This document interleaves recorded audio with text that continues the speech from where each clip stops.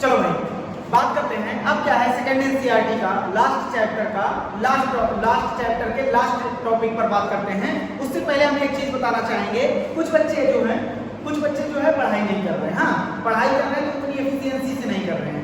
भाई गधा हो क्या एक नंबर के, साल भर तुम इतनी मेहनत किए, इतनी मेहनत से पढ़ाई किए, उसके बाद तुम अभी आकर तुम पढ़ाई अगर स्लो डाउन कर दोगे तो बहुत पीछे चले जाओगे। क्योंकि भैया देखो जितनी सीट है ना उससे ज्यादा पढ़ रहे हैं बच्चे। हाँ सीट बहुत कम हो, पढ़ने वाले बच्चे अभी भी बहुत ज्यादा हैं। अभी बहुत बच्चे आए ही नहीं है घर, वहीं रहकर पढ़ाई कर रहे हैं। और तुम ये सोचो वो पढ़ाई कर रहे हैं, तुम आकर घर पे 2 घंटे 3 घंटे पढ़ ले रहे हो, उसके बाद तुम सोचो सेलेक्ट हो जाओ, नहीं हो पाओगे।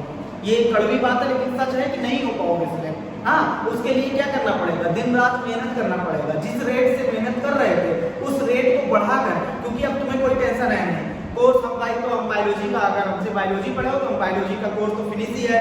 उसके बाद उसको क्या करना है, सिर्फ रिवीजन ही करना है। क्योंकि अगर रिवीजन करते हो तो क्या होता है, रिवीजन कर लोगे तो भाई मान लो जिस दिन लॉकडाउन खत्म होता है ये, तो कम से कम वो 15 से 20 दिन का तो मौका देगा नीट। हाँ 15 से 20 दिन का या 25, मतलब कम से कम बोल रहे हैं, ज्यादा से ज्यादा भी दे सकता है। लॉकडाउन के बाद 15 से 20 दिन का या 25 दिन का मौका देगा। उतने में एक बार हम फिर से बोल देंगे यहाँ, उसके बाद देखो ये चैप्टर खत्म होने के बाद ऑनलाइन रिवीजन कराएंगे। जो बचेगा उस 15 से 20 दिन में या बहुत तेजी से एनसीईआरटी बोल देंगे, पूरा तुम्हें तैयार हो जाएगा। तो देखो भाई इसका फायदा उठाओ। ये जो लॉकडाउन है ना, इसमें पकौड़ी खाने और घर पर बैठ के पेट फुलाने का वो नहीं है। पढ़ो, क्योंकि अगर पढ़ोगे नहीं तो तुम पीछे चले जाओगे। यही देखना, इस साल देखना ऐसे बच्चे सिलेक्ट होंगे ना जो थोड़ा पढ़ने में थोड़ा वीक है। हाँ जिनको नहीं कह सकते थे कि इस साल सिलेक्ट हो जाएंगे। क्यों? अगर वो मेहनती होगा तो वो सिलेक्ट हो जाएगा। क्यों सिलेक्ट हो जाएगा? क्योंकि काफी बच्चे हमने देखा, काफी बच्चे लापरवाही कर रहे हैं, पढ़ाई नहीं कर रहे हैं। अगर कुछ रिवीजन कहाँ पहुंचा तो मतलब ऐसे ही जवाब, उसके बाद मतलब सही से जवाब नहीं दे पा रहे, मतलब झूठ बोल रहे हैं। हाँ इधर तो तुम्हें क्या करना है, पढ़ाई करना है। देखो भाई साल भर मेहनत से पढ़ाए हैं यार, तो हम भी सोच रहे हैं कि रिजल्ट हमें चाहिए बढ़िया। हाँ और रिजल्ट ऐसे हवा में नहीं आएगा। जैसे हमने मेहनत किया साल भर, वैसे तुम्हें भी मेहनत करना पड़ेगा। हाँ अब साल भर तुमने मेहनत किया लेकिन अब और अच्छे से मेहनत करना पड़ेगा। हाँ इस फिक्र में न रहना, नीट चाहे जब, हाँ चाहे जून जुलाई चाहे जब हो। हाँ लेकिन तुम्हें क्या करना है, नीट से तुम्हें नहीं मतलब कब हो, मई में हो, लास्ट में हो, चाहे जब हो, तुम्हें क्या करना है, बार बार रिवीजन करना है। तुम अपना टारगेट ले लो, अभी का हम टारगेट बता रहे हैं, तुम अपना टारगेट ले लो 15 मई, मतलब होगा नहीं 15 मई को। हाँ तुम अपना एक टारगेट ले लो 15 मई, तुम्हारा एक बार कोर्स खत्म हो गया पूरा, फिर रिपीट करो उसे, फिर रिपीट करो, बार बार रिपीट करो। तो भैया तुम्हें क्या होगा, इस समय तुम्हें क्लास की नहीं करनी है। हाँ ना तो तुम्हें कुछ करना है, सिर्फ घर पे रहकर पढ़ाई करनी है। तो घर पे रहकर पढ़ो ना भाई। हाँ अच्छे से, बहुत अच्छा मौका है डॉक्टर बनने का, हमेशा नहीं आएगा।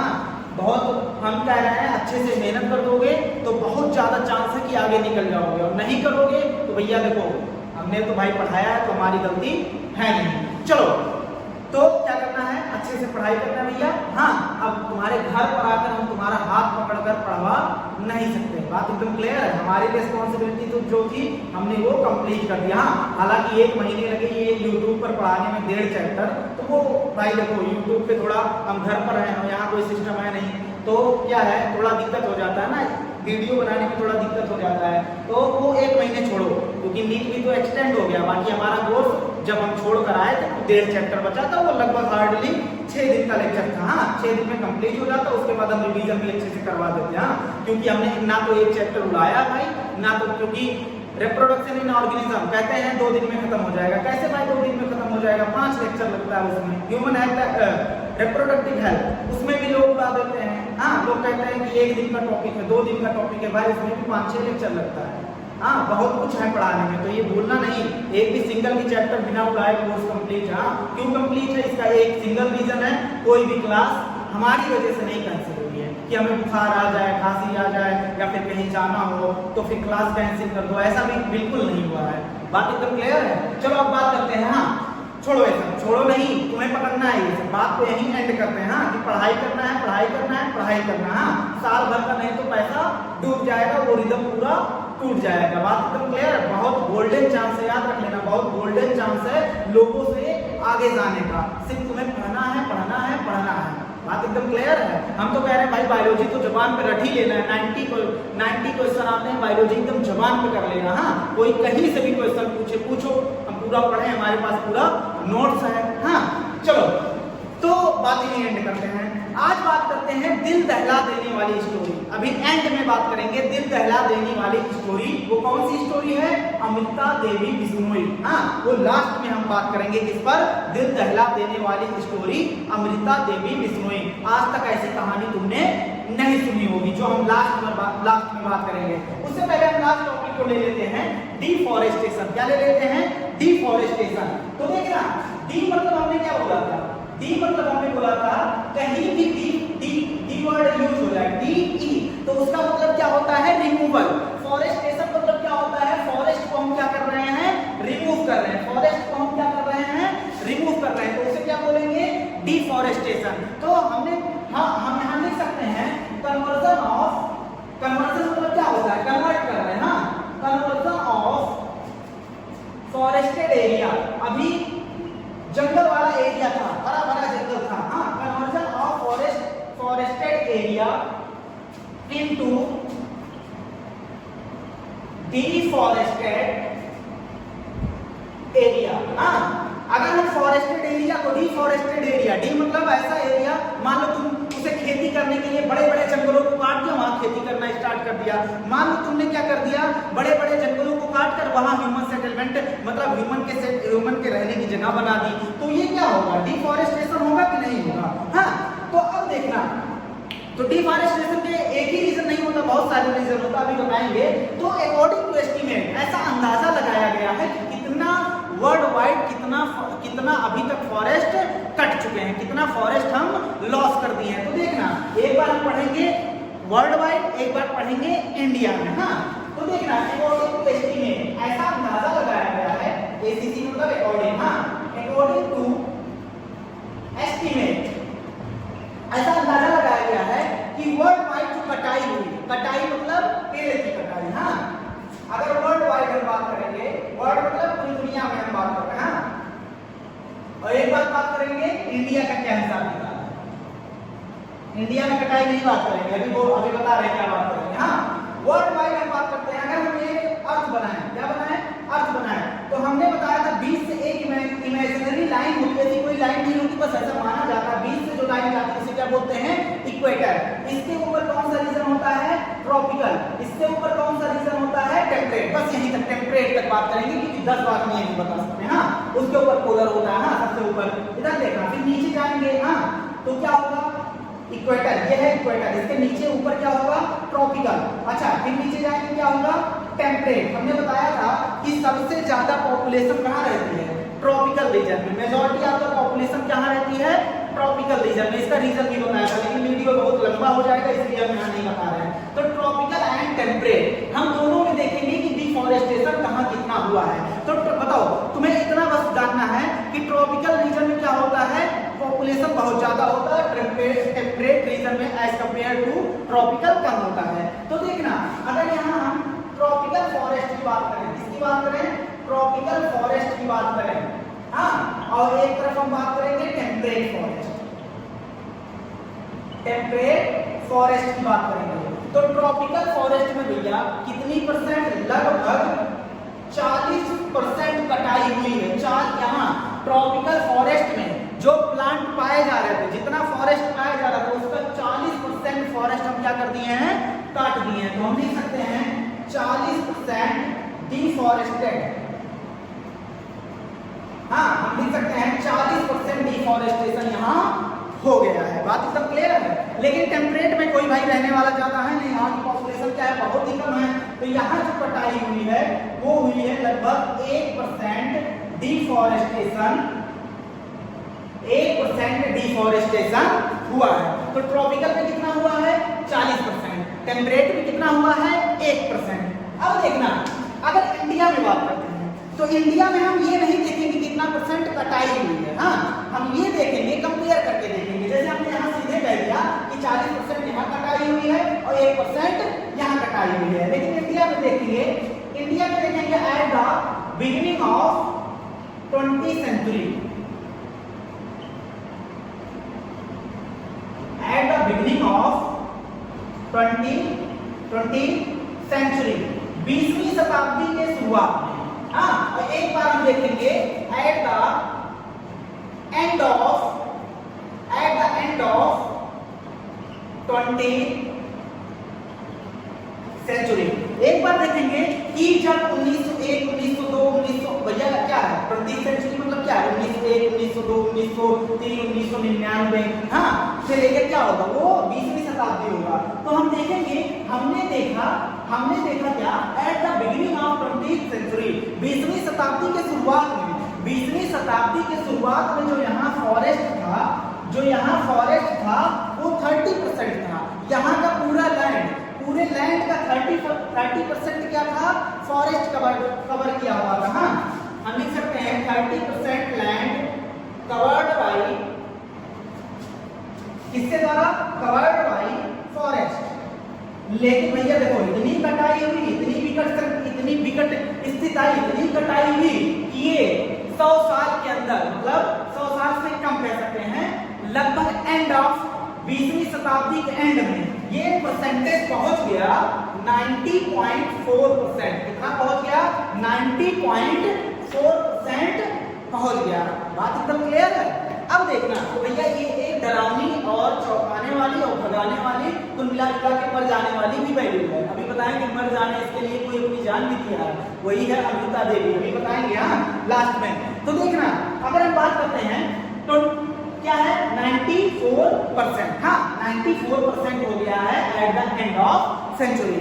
जबकि एक पॉलिसी है नेशनल, देखना नेशनल फॉरेस्ट पॉलिसी, क्या नेशनल फॉरेस्ट पॉलिसी 1988, कितना 1988 हाँ ऑफ इंडिया की एक पॉलिसी थी जिसे क्या बोला जाता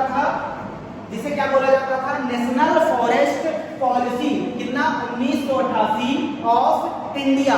इन्होंने सूचित किया, सुझाव दिया, क्या किया सूचित किया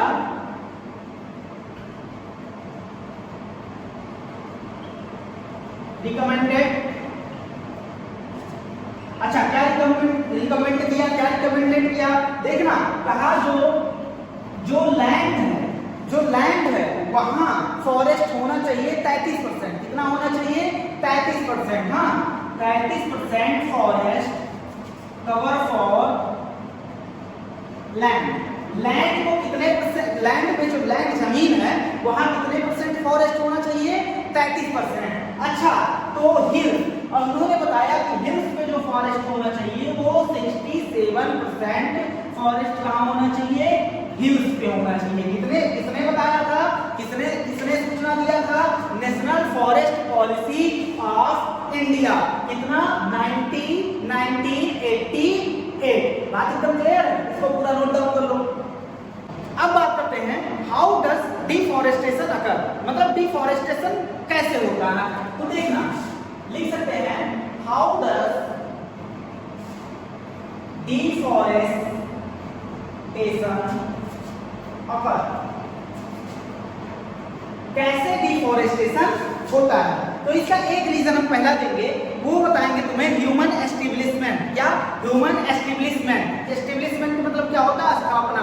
अच्छा बताओ ह्यूमन की पॉपुलेशन लगातार बढ़ रही है, पहले टॉपिक ही डालते हैं क्या है ह्यूमन, पहला इसमें है ह्यूमन एस्टेब्लिशमेंट। अब देखना ह्यूमन की स्थापना, तो ह्यूमन जैसे जैसे स्थापित होगा वैसे वैसे क्या होगा भैया, ऐसा तो नहीं आदिवासी है चलो पेड़ पर बसेरा बना दिए, हाँ पेड़ पर नहीं। देखो तुम ऐसे अपने गांव जाते होगे या कहीं भी जाते होगे कानपुर से, तो तुम ऐसा देखते होगे कि यहाँ तो पहले क्या था, पेड़ था, ये पूरा कटकर क्या हो गया, क्या हो गया देखते तो ऐसे ही करते होगे। तो तुम क्या ये देखते होगे कि नहीं सब पेड़ पर अपना घर बना लिए, नहीं पेड़ को काट दिए, क्या कर दिए हैं पेड़ की कटाई कर दिए हैं। और पेड़ की कटाई करके ह्यूमन पॉपुलेशन बढ़ रही है, तो दो समस्या हमारे सामने आ रही है। एक तो पॉपुलेशन को खाना देना है, और खाना आसमान पे नहीं उगेगा, खाना कहाँ उगेगा खेत में। उसके लिए तुम्हें पेड़ काटकर बड़े पेड़ काटकर उसे खेत बनाना पड़ेगा, वहां तुम्हें एग्रीकल्चर करना है, हाँ कृषि करना है। और उसके बाद तुम्हें दूसरी बात क्या प्रॉब्लम आ रही है, तुम्हें हमें घर बनाना है, तो घर बनाने के लिए भी क्या करना पड़ेगा, पेड़ की कटाई करनी पड़ेगी। बात एकदम क्लियर है। तो हम बोल सकते हैं ह्यूमन एक्सटिंग्विशमेंट। ह्यूमन एक्सटिंग्विशमेंट में क्या बोल सकते हैं कि ये कटाई हो रही है, इसके दो रीजन है। कितने रीजन है? दो रीजन है। और वो दो रीजन कौन से हैं? लेकिन हमारे एनसीईआरटी में क्या मेंशन किया है? हमारे एनसीईआरटी ने मेंशन किया है एक ही। हाँ, तो हम लिख सकते हैं इसमें क्या करेंगे, कन्वर्जन ऑफ, लिख सकते हैं conversion of forest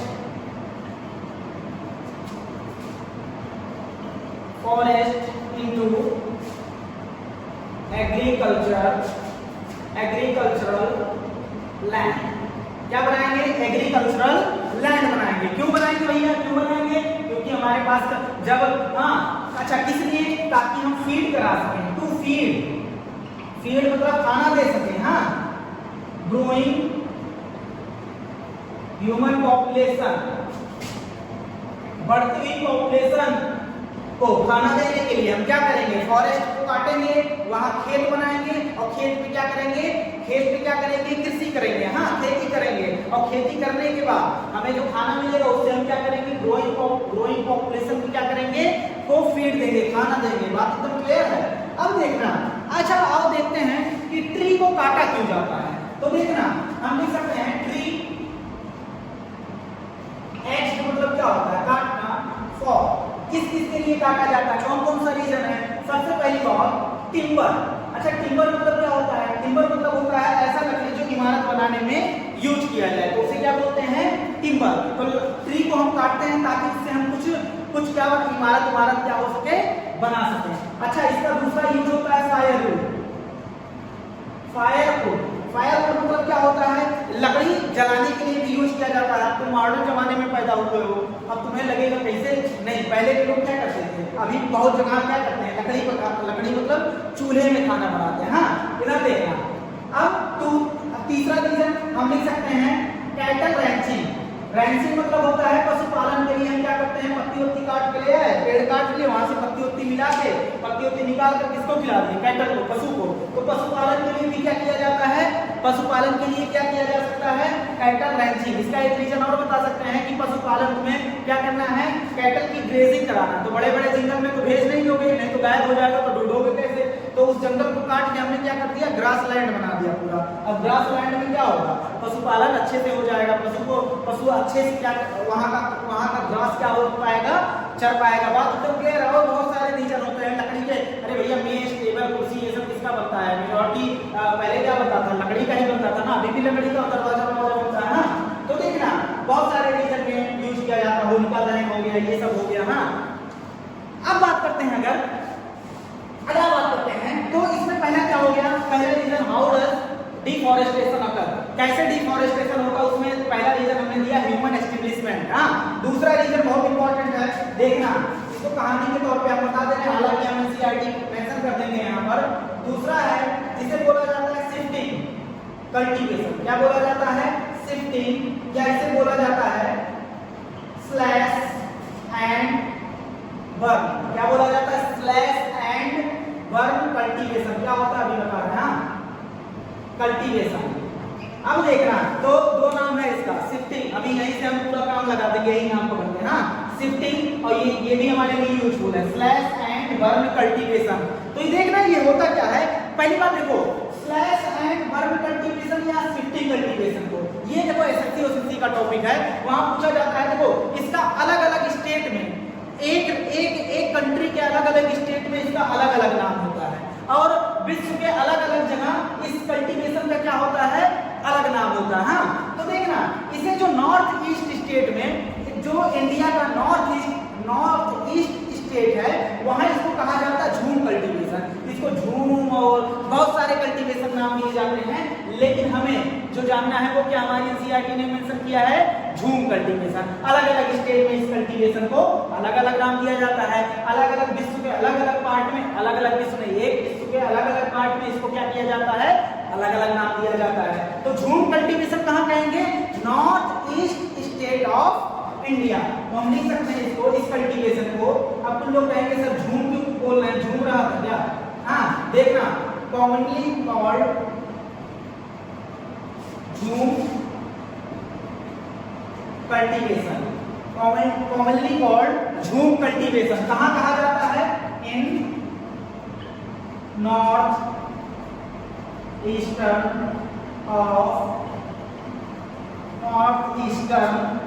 state of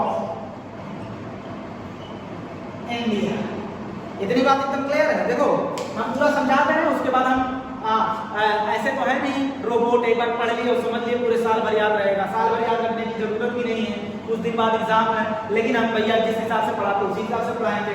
तो देखना हुआ क्या, शिफ्टिंग नाम करो। शिफ्टिंग मतलब होता है एक जगह से दूसरी जगह शिफ्ट होना। स्लैश मतलब होता है काटा हुआ जंगल। हाँ, बर्न मतलब होता है जलाना। तीन नाम पकड़ लिए, बस काम खत्म हो गया। देखना और समझते हैं। हाँ, इधर मान लो यहाँ कोई किसान रह रहे थे। हाँ, यहाँ कोई किसान रह रहा था बेचारा। अब क्या था, इसके मान लो 4 पार्ट हम कर देते हैं। ये एरिया के हम कितने पार्ट कर देते हैं? 4 पार्ट। अब किसान अभी यहाँ रह रहा है। हाँ, ये पूरा जंगल है। अब पेड़ कैसे बना है? ऐसे निकाल देना पेड़, समझ में आ जाए ताकि नहीं भावनाओं को समझो। मान लो यहाँ क्या रह रहा था? यहाँ किसान रह रहा, किसान नहीं आदिवासी, मतलब फार्मर भी बोल सकते हैं, आदिवासी बोल सकते हैं। जंगल वंगल में कौन रहता है? आदिवासी ही रहता है। देखना तो आदिवासी जो था या फार्मर बोल दो, हमारे एनसीईआरटी में फार्मर मेंशन किया। हाँ, वो भी तो फार्मर होते हैं। इधर तो बात करते हैं, मान लो ये रीजन एक था रीजन, और यहाँ ये क्या कर रहा था? यहाँ देखा इसमें जंगल है, तो इसने क्या किया? इसने कहा भैया देखो जंगल है तो यहाँ हमें क्या करना है? खेती करना है। चलो एक काम करो, इस जंगल को क्या कर दो? काट दो। इस जंगल को क्या कर दो? यहाँ जो जंगल पाया जा रहा है पूरा, उसको क्या कर दो? काट दो। तो हम देखो स्टेप वाइज भी लिखते जा रहे हैं। हम लिख सकते हैं फार्मर, एक एक वर्ड बोलते जाएंगे लिखते जाएंगे ताकि मेंशन पूरा हो जाए। Farmer cut down forest. Forest को हम यहाँ और दूर बना दे रहे हैं। हाँ, फॉरेस्ट को काटा। देखना यहाँ बना दे रहे हैं।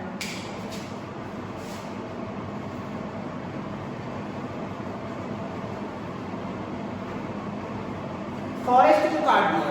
अब क्या हुआ? एक रीजन में फॉरेस्ट काट दिया, अब तीनों रीजन में क्या है? फॉरेस्ट है। अब जो प्लांट में मान लो कोई ऐसा प्लांट काटा जो खाने पीने वाला चीज था, उसको क्या कर लेगा? निकाल लेगा। बाकी प्लांट रिमेन को क्या कर देगा? जला देगा। इस एरिया की बात कर रहे हैं। हाँ, इस तीनों का ध्यान देना। यहाँ तीनों, यहाँ में अभी जंगल है। हाँ, चलो ये देखो खूबसूरत सा क्या है? जंगल है। अब इस एरिया को इन्होंने क्या कर दिया? काट दिया। अब काटने के बाद जो उनकी यूजफुल वाली चीज थी उसको निकाल दिया प्लांट से, बाकी प्लांट को क्या कर दिया? हाँ, burn the plant remain. Plant remain को क्या कर दिया भैया? प्लांट रिमेन को जला दिया। अब जलाएगा तो ऐश बनेगा कि नहीं? ऐश मतलब राख बनेगा कि नहीं? अब तुम्हें पता है राख किसकी तरह काम करता है? फर्टिलाइजर की तरह। तो इस एरिया में इन्होंने क्या? पहले जंगल को काटा, अब वहां जो इंपॉर्टेंट चीज था उसे निकाल लिया पेड़ से। हाँ, अब क्या किया? उसको जला दिया। अब जलाने के बाद जो ऐश होगा वो किसकी तरह काम करेगा? एक ऐसा ऐश को किसकी तरह यूज किया? Used as a fertiliser. Fertiliser की तरह ऐश को किसकी तरह यूज किया? फर्टिलाइजर। अब ये जंगल था, अभी क्या था? जंगल। अब इसको काट दिया तो यहाँ फर्टिलाइजर। अब काटा, जलाया, अब जो राख बचा उसे फर्टिलाइजर की तरह यूज किया। अब ये जंगल का जो लैंड था, जंगल जहाँ पाया जा रहा था वो लैंड, देखना लैंड अब किसकी तरह यूज किया जाएगा? लैंड यूज्ड फॉर, वहां का लैंड यूज किया जाएगा यूज्ड फॉर फार्मिंग। किसके लिए? फार्मिंग मतलब खेती, मतलब खेती करने के लिए, या कैटल रेजिंग, कैटल ग्रेजिंग। हाँ, कैटल ग्रेजिंग मतलब ये पशु का चारागाह हो गया। यहाँ क्या करेगा? या तो पशु आकर चल रहा है, इसको ग्रास लैंड में कन्वर्ट कर दिया, या तो यहाँ पर क्या किया जा रहा है? खेती। अब बात यही नहीं खत्म हुई, बात आगे बढ़ी तो क्या हुआ? मान लो इन्होंने यहाँ पर क्या किया? 5 साल क्या किया? खेती किया। कितना? मान लो हाइपोथेटिकल हमने मान लिया 5 साल खेती किया। अब भैया जमीन जैसे जैसे एजेड होती जाती है वैसे वैसे उसका फर्टिलिटी कम होता जाता है। तो इन्होंने देखा मान लो यहाँ का फर्टिलिटी क्या हो गया? अब उतना वो प्रोडक्शन नहीं कर पा रहा था, जितना इसे करना था। तो हुआ क्या? ये क्या हो गए? यहाँ के किसान हो गए कहाँ, शिफ्ट हो गए कहाँ, दूसरे जगह पर, तभी तो नाम पड़ा है शिफ्टिंग। क्या नाम पड़ा है, शिफ्टिंग। हमारे एनसीईआरटी में मेंशन नहीं है, लेकिन इसका क्या नाम होता है, शिफ्टिंग नाम होता है। अच्छा, स्लैश मतलब काटा हुआ जंगल, बर्न मतलब उसे जला दिया। बात एकदम क्लियर है, तो इस लाइन का पूरा मतलब एकदम क्लियर हो गया। अब वो चले गए दूसरे रीजन पर। हाँ, अच्छा, दूसरे रीजन पर चले गए, जब यहाँ क्यों इसको छोड़ दिया, देखो भाई, जब तक ये क्या कर रहा था, प्रोडक्शन क्रॉप पैदा कर रहा था, तब तक तो इसका यूज किया, और जैसे ही कम किया, जैसे ही खेती बाड़ी इसमें नहीं हो पा रही थी, तुरंत छोड़ दिया। बड़ा मतलब इंसान था। देखना इधर, अब बात करते हैं, अगर हम बात करते हैं तो इस रीजन पर गए, यहाँ भी सेम वही प्रोसेस किया, सेम वही प्रोसेस आया, जंगल काटा, काटा हुआ प्लांट रेमेन को क्या किया, बर्न किया, उसको उसको उसको जलाया, बर्न किया मतलब जलाया, जलाया, उसके बाद जो ऐश बना, जो राख बना, उसको उसने यूज किया एज अ फर्टिलाइजर। फर्टिलाइजर की तरह जब यूज किया तो वहाँ का लैंड कन्वर्ट हो गया, उसको यूज, वहाँ के लैंड को अब यूज करने लगा, या तो वहाँ खेती करने लगा, या तो अपने पशु को छोड़ दिया, ग्रास लैंड में कन्वर्ट कर दिया, वहाँ पशु क्या करेंगे, उसमें कैटल चरेंगे जाकर। अब यहाँ देखना, मान लो 5-6 साल यहाँ खेती किया, इस जमीन की भी हालत खराब हो गई, इस जमीन की भी हालत क्या हो गई, खराब हो गई। अब उसने क्या किया, इसने भैया साहब कौन, आदिवासी लोगों ने, फार्मर ने क्या किया, अब यहाँ आया, सेम वही रिपीट प्रोसेस किया। मान लो 5 साल यहाँ रहे, हाँ, फिर भैया इसने धोखा दिया, हाँ, यहाँ आ गया, तो ऐसे ये घूमते रहते थे। कौन, आदिवासी लोग ऐसे घूमते रहते थे। पहले के जमाने में ये झूम कल्टीवेशन जो था, या शिफ्टिंग स्लैश बर्न कल्टीवेशन, ये बहुत पॉपुलर हुआ करता था। लेकिन आज जब हमें पता चला है कि इससे डिफॉरेस्टेशन हो रहा है, अब तुम कहोगे जब ये जगह छोड़कर चले आए तो यहाँ फिर से रिफॉरेस्टेशन हो जाना चाहिए, फिर से क्या हो जाना चाहिए, जंगल निकल जाना चाहिए। लेकिन भैया जंगल 5 साल में थोड़ी ना बनेगा, पूरा बनकर तैयार हो जाएगा, जंगल बनने में टाइम लगेगा ना। अरे भाई, जंगल बनने में पहला जैसा जंगल बनने में टाइम गैप आएगा ना। एनसीईआरटी ने समझाने की बात की है, बस हम ऐसा समझा दे रहे हैं। यहाँ छोड़कर चले आए तो यहाँ फिर से जंगल हो जाना चाहिए था, लेकिन नहीं, काटना तो आसान है, लेकिन यहाँ बहुत क्या हो जाए, टाइम गैप हो जाएगा, बहुत ज्यादा टाइम लगेगा यहाँ फिर से पुनः जंगल होने में। तो इसका मतलब यहाँ काटा, यहाँ काटा, यहाँ काटा, अभी पूरी तरीके से जंगल नहीं आया। इसका मतलब ये रिजल्ट बुरा आया। क्या आया, डिफॉरेस्टेशन, पेड़ों की क्या हो गई, लगातार कमी हो रही थी। जैसे जैसे ये काटते जाएंगे तो उतने जिस हिसाब से वो काट रहे थे उस हिसाब से प्लांट आ नहीं रहे थे, तो धीरे धीरे क्या हो गया, पेड़ों में क्या आ गई, कमी आ गई। इसीलिए इसको नाम दिया गया शिफ्टिंग कल्टीवेशन या स्लैश या बर्न कल्टीवेशन। इसे north east state of India में क्या बोला जाता है, झूम कल्टीवेशन। हाँ, अब देखना, तो बात एकदम क्लियर है, तो इसको लिख दे रहे हैं। अब हम लिख सकते हैं आफ्टर कल्टीवेशन। देखो एनसीईआरटी ने ऐसा फर्टिलिटी की बात नहीं किया, डायरेक्ट लिख दिया। हाँ, आफ्टर कल्टीवेशन, हाँ, हम लिख सकते हैं after cultivation farmer left this area, उस एरिया को क्या करते हैं, छोड़ देते हैं, and move to other area, other area में क्या होते हैं, चले जाते हैं। अब अदर एरिया पर चले जाते हैं और क्या होता है, रिपीट करते हैं। क्या रिपीट करते हैं, रिपीट दिस प्रोसेस। इस प्रोसेस को क्या करते हैं, रिपीट करते हैं। तो भैया इस प्रोसेस को बार बार रिपीट करेंगे। टाइम कितना लग रहा है, 5 साल भैया खाए पिए और छोड़कर चले गए, तो उतना टाइम इसे नहीं मिल रहा है कि पुनः जंगल बन जाए। हाँ, 5 साल यहाँ रहे और यहाँ चले गए, फिर यहाँ चले आए, तो ऐसा थोड़ी ना 6 साल यहाँ रहे तो यहाँ 5 साल में फिर से हरा भरा क्या होता है, हरा भरा जंगल बनकर तैयार हो गया, नहीं। तो इसका मतलब, इसका रिजल्ट क्या, लगातार इसके करने से क्या होगा, डिफॉरेस्टेशन होगा। क्या होगा, डिफॉरेस्टेशन होगा। हाँ, अच्छा, आज के जमाने में पॉपुलर है। हाँ, क्या होगा, आज के जमाने में पॉपुलर है, नहीं, पहले के जमाने में क्या था, ये बहुत पॉपुलर था पहले के जमाने में। आज क्या हुआ, सरकार ने भैया कहा लो तुम डिफॉरेस्टेशन ना करो, लो हमसे क्या ले लो, पेड़, मतलब हमसे क्या, रहने का जगह नहीं लो। बात एकदम क्लियर है।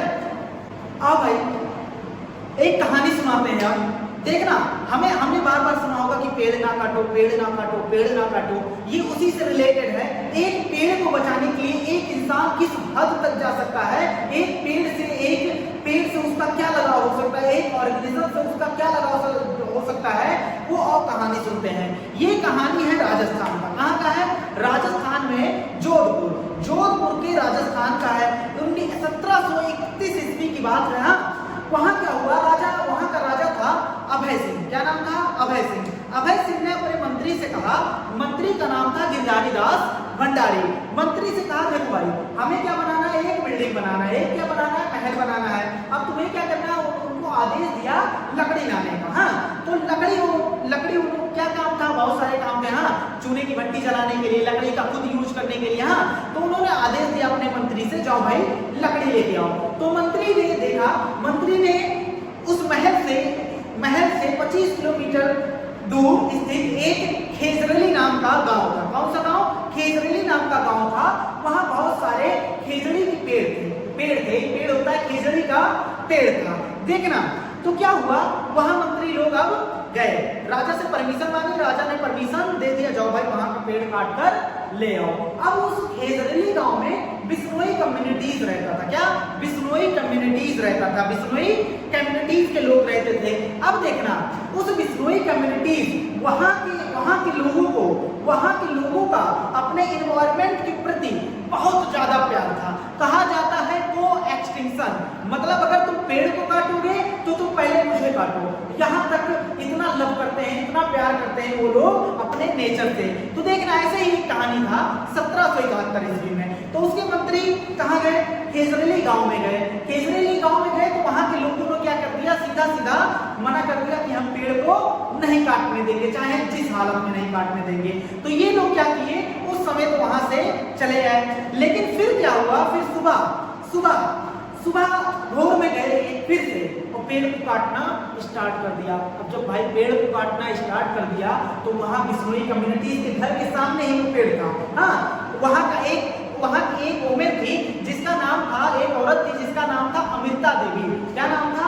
अमृता देवी। सबसे ज्यादा नेचर से प्रेम करने वाली अमृता देवी नाम था। अब देखना, उसने कहा, उसको भाई जब वो बिश्नोई कम्युनिटीज के लोग क्या हो गए, उसकी मतलब अमृता देवी जग गई। अब क्या हुआ, वो प्लांट पर गई, जिस प्लांट को ये सब काट रहे हैं, तो वहां जाकर खड़ी हुई। कहीं अगर तुम्हें प्लांट को काटना है तो उस प्लांट से जाकर चिपक गई, कहीं अगर तुम्हें प्लांट काटना है तो सबसे पहले मुझे काटना पड़ेगा। इत्तेफाक, तुम्हें लगेगा वो मंत्री ने आदेश दिया कि भैया प्लांट ना काटो, लेकिन ऐसा बिल्कुल नहीं हुआ। उस मंत्री ने क्या कहा, काट डालो। अब क्या हुआ, उसके जो भी सैनिक थे उन्होंने क्या किया, पहले उस अमृता देवी को काटा, उसके बाद कुल्हाड़ी से प्लांट को काटा। ये देखते हुए बिश्नोई कम्युनिटीज में क्या हुआ, हड़कंप मच गया। इसकी 3 बेटियां थी। कितने बेटियां थी? 3 बेटियां थी। और वो तीनों बेटियां आकर ये देखते हुए कि हमारी माँ कट गई, वो भी आकर किससे चिपक गई, पेड़ से चिपक गई। और उस सैनिकों ने क्या किया, उसको भी काट दिया, उन बेटियों को भी काट दिया। उसका पति था, वो भी आकर चिपक गया। उस हर एक पेड़, मतलब वहां ढेर सारे पेड़ थे, वो लोग चिपकते गए। और क्या हुआ, ऐसा नहीं उसके फैमिली के मेंबर, बिश्नोई कम्युनिटीज के और भी लोग आकर उस पेड़ पर, हर एक पेड़ पर आकर चिपक जाते, कहते हम इस पेड़ के लिए बलिदान देंगे, तुम इस पेड़ को ना काटो, क्योंकि ये पेड़ हमारी तरह, हमारे बेटे की तरह है। तो उस पेड़ को क्या हुआ, लेकिन इस सैनिक ने, मंत्री ने आदेश दिया, नहीं, तुम्हें क्या करना है, काटना ही काटना है। अब देखना, तो बिश्नोई कम्युनिटीज के लोग क्या हुआ, ऐसे धीरे धीरे करके, तुम्हें पता है लगभग 300 से ज्यादा लोग इसमें क्या हो गए, लगभग 350 से ज्यादा लोग इसमें मारे गए बिश्नोई कम्युनिटीज में। आज तक ऐसा पूरी धरती पर कहीं नहीं देखा गया है कि नेचर को बचाने के लिए इतना बड़ा बलिदान दिया गया हो। इतनी बात एकदम क्लियर है। तो अमृता देवी ने बहुत बड़े बलिदान दिया था नेचर को बचाने के लिए। नेचर को बचाने के लिए बहुत बड़ा ये बलिदान है। पूरी धरती पर आज तक ऐसा बलिदान नहीं देखा गया है कि नेचर को बचाने के लिए कोई इतना बड़ा बलिदान दिया हो। देखो भाई, अब वो राजा की गलती नहीं थी, राजा को ये बात पता ही नहीं था कि उसके मंत्री ये कर रहे हैं। बाद में जब राजा को पता चला तो उन सबको दंड दिया और उसके बाद जोधपुर में अब डिफॉरेस्टेशन करना कहा, भाई आज के बाद डिफॉरेस्टेशन, वहां जंगल नहीं काटा जाएगा। हाँ, अब देखना इतनी बात एकदम क्लियर है। तो ये थी क्या, अमृता देवी की दिल दहला देने वाली स्टोरी। तो भाई देखो लगभग 350 से ऊपर लोग मारे गए। आज हमारी सोसाइटी में क्या है, पेड़ कट रहा है, कटने दो। अरे भाई पेड़ लंग्स है, पृथ्वी का क्या है, पेड़ लंग्स है। अगर तुम्हारे हृदय से लंग्स निकाल दिया जाए या लंग्स धीरे धीरे कम कर दिया जाए, क्या तुम जीवित रह पाओगे? तुम नहीं समझ रहे हो भाई, कोई बीच का रास्ता। हाँ, हमें डेवलपमेंट भी चाहिए, लेकिन डेवलपमेंट के साथ कोई बीच का रास्ता निकाल लो ना, कि डिफॉरेस्टेशन भी ना करना पड़े और तुम्हारा डेवलपमेंट भी हो जाए। हाँ, इतनी बात एकदम क्लियर है। ऐसे एक कहानी और है 1974 में। देखो भाई, जब हमारा देश आजाद हो गया था, ये यहाँ डेमोक्रेसी नाम की कोई चीज भी नहीं थी। हाँ, जनता का नहीं सुनना, जो राजा का आदेश है, जो मंत्री का आदेश है, माना जाएगा। यहाँ आके आवाज नहीं उठा सकते कि नहीं ये गलत हुआ, ये सही हुआ। डेमोक्रेसी नाम की चीज नहीं थी। लेकिन ऐसे ही स्टोरी 1974 में हुआ। 1974 में जब ये हुआ था गढ़वाल हिमालयास, हाँ गढ़वाल हिमालयास में हुआ था। यहाँ क्या हुआ, यहाँ के लोग जब यहाँ क्या हुआ, बहुत सारे सरकार के लोग आए, कहे भैया इसको डैम बनाना था, उन्हें जो भी करना था। उन्होंने कहा भाई देखो यहाँ हमें क्या करना पड़ेगा, काटना पड़ेगा यहाँ का प्लांट। तो लोग कहे नहीं, हम इस प्लांट को काटने नहीं देंगे।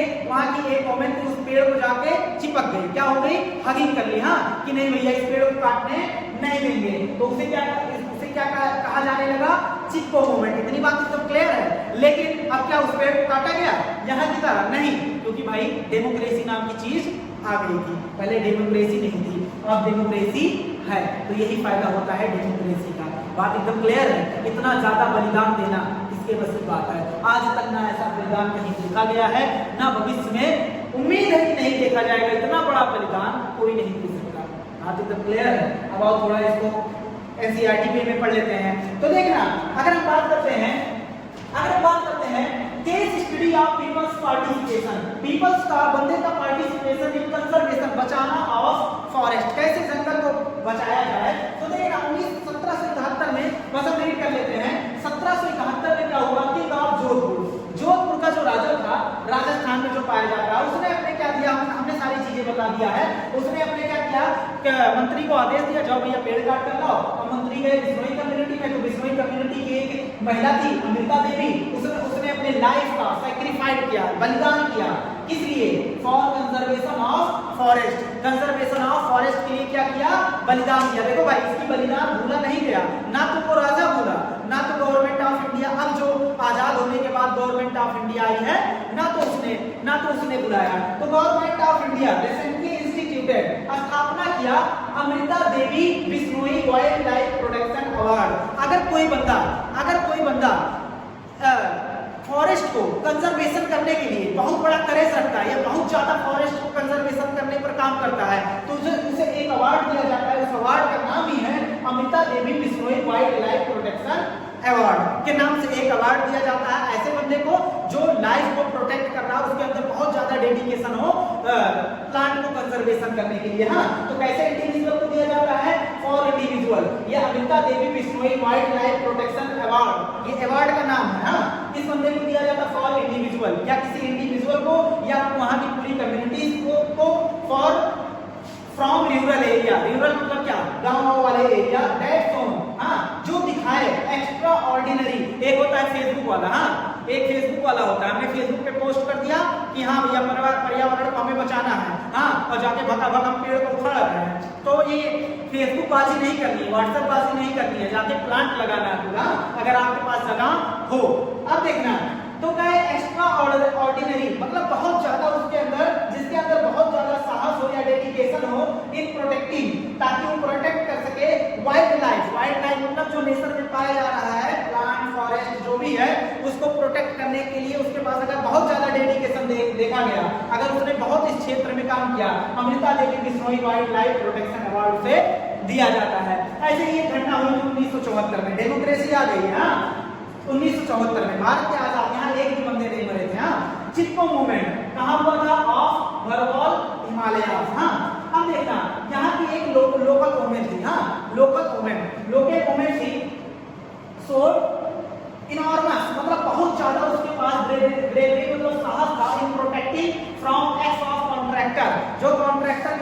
थी उससे निपटने के लिए उन्होंने क्या किया, बाय हगिंग देम, प्लांट को क्या कर लिया, हग कर लिया, प्लांट को क्या कर लिया, चिपका लिया, कहा भैया लो काटो।